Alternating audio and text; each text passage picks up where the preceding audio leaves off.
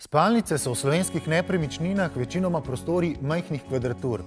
To je intimen prostor, kamor gostje ne vstopajo. Zato je pri opremljanju nizko na lestvici prioritet. S pomočjo arhitektke Nine Steiner smo prenovili tipično slovensko spalnico.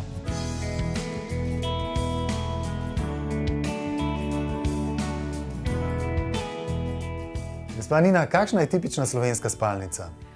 Tipična slovenska spalnica je majhna. Večinoma so pač nepremičnine bile tako grajene, da po kvadraturi je to en majhen prostor, ki tudi nekako niso posvečali toliko pozornosti včasih, ker je to pač prostor, v katerega vstopi manj obiskovalcev in je to zelo intimen, oseben prostor. In torej pač, ko se opremljamo stanovanja, velikokrat se pa na takele malo pozabi, pa se jih malo zanemari, kar je škoda. A sva zdaj v eni taki tipični kvadraturi, par kvadratnih metrov? Ta je še skoraj velika, glede na primerljive zadeve, ampak ja, tole je nekako realna situacija. Na kaj pa je treba paziti pri zasnovi spalnice?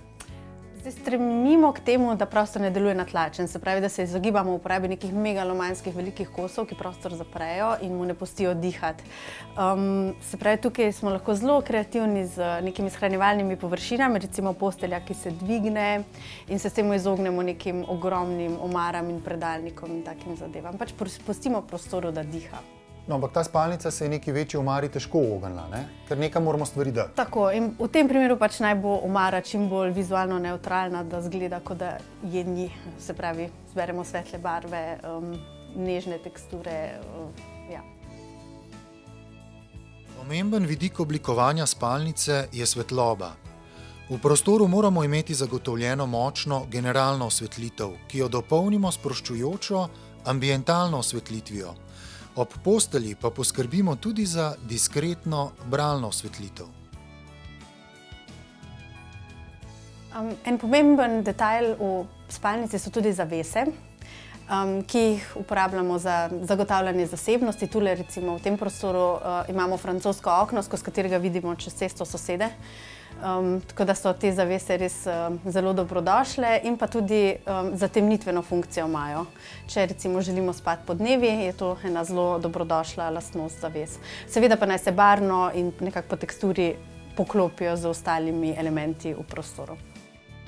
So pa zavese iz velane, no, kot velana je včasih res slovela samo po zavesah. Zanimivo pa je, da so praktično vsi dodatki v tem prostoru iz velane. Res? Čeprav velana nima zgolj zaves in potem, ko jo poznamo, kaj tudi ta miza je njihova? Tudi ta miza. Po nove imajo vso možno dekorativo za dom, ne samo zavese, tudi druge tekstile in dekorativne dodatke. V spalnici si lahko privoščimo nežnejše, mehkejše teksture, ki prostoru dajajo pridih udobja. Oblazinjena posteljna vzglavja ter mehke odeje in blazine so odlična izbira. V spalnici je vedno dobrodošel tudi les, saj v prostor vnese naravno toplino. Odlična ideja, kako v prostor vnesti nekoliko elegantnega glamurja, so dekorativni dodatki iz bleščečih kovin. Trenutno je zelo modna medenina, pa tudi baker. Seveda, ključna stvar v spalnici je postelja. Seveda. To je največji pohištven kos v spalnici in zato tudi toliko bolj pomemben. Ležišče samo je primerno, da ga izberemo glede na svoje preference. Eni imajo radi bolj mehke ležišča, eni bolj trda. Predvsem dovolj velika, predvsem dovolj velika. Danes se dobijo tudi daljše postelje, se pravi več kot 2 metra, ni nobena težava. Koliko je pa standard, recimo? Standard je 2 metra dolžina postelje. Pa širina? Širina je 1,60 m, 1,80 m, 2 metra. Za slovensko spalnico je 2 metra že kar malo prevelika, ampak tale je 1,80 m in je primerne velikosti. Zelo popularne so v zadnjem času višje postelje. To je tudi pogojeno z ergonomsko enostavnostjo uporabe, saj v tako posteljo lažje legamo in ostajamo. In pa seveda oblazinjena vzglavja. Tapecirana, mehka, v prostoru nesejo tudi neko dodatno mehkobo in teksturo in pa visoka vzglavja. To se zadnje čase začelo vedno bolj pojavljati. Da občutek mogočnosti postelje. Mogočnosti, tako. In res so lepe tele nove postelje. Ja, trenutno so naslonjala zelo predimenzionirana, lepo oblazinjena, mehka, kar je tudi fino, ko se želimo nasloniti, ko recimo beremo knjigo v postelji. Tale postelja je pa Novakova. Sicer oni delajo sedežne garniture, ampak zdaj delajo tudi takele fine postelje. In se še dodatno dvigne, da jo lahko lepo napnemo v rjuho in se nam pri tem ni treba sklanjati. Kaj to pomeni? Cel jogi se gor dvigne? Tako, celo ležišče se dvigne in mi lahko enostavno v stoječem položaju napnemo rjuho.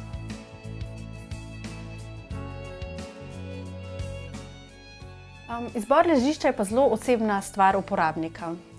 Najboljše je, če pač gremo kar v salon, malo utrujeni, če se le da, in testiramo, katero ležišče nam najbolj odgovarja na naše telo in želje. Eni imajo radi mehkejše, eni bolj trde.